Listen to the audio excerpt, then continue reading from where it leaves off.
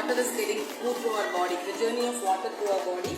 And then we are proceeding to our theme. We are bringing our theme, the water, a true elixir of life. So our children are going to explain about the magic, the baffling properties of water, and we are going to do this about the new innovation here is all about fog. We know about rainwater harvesting, but what we are going to hear is a fog harvesting. That is the innovative thing we are going to introduce in this class.